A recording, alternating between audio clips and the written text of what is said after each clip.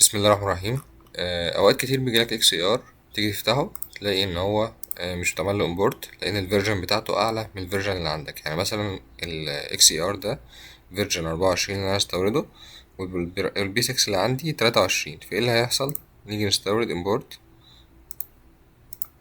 ناخد الملف بتاعنا هنا اهو اكس اي ار نيكست، هيلاقي جايلك رسالة ان الفيرجن دي اعلى من الفيرجن بتاعتك، فبالتالي انت مش هتعرف تفتحه.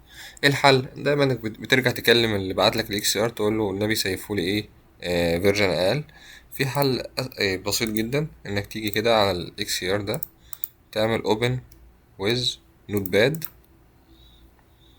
وتيجي على دي، ده الفيرجن اهو، تاخد دي كده تخليها 8.0. كده انت سيفته بايه فيرجن اقل.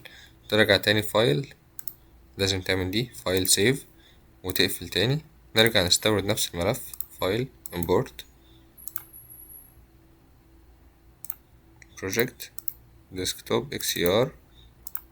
هتلاحظ ان هو خلاص ممكن تستورده عادي، تحطه في المكان اللي انت محتاجه عندك في الداتابيس بتاعتك، والموضوع ايه اتحل عندك من غير ما ترجع لاي حد وترجع تاني تخليه يسيفلك بنسخة اقل وتستناه بقى لما يبعتلك الفيرجن الجديدة. انت خلاص مجرد بس تغير النوت باد، تخلي الايه ال 24 دي تخليها 8 بس كده.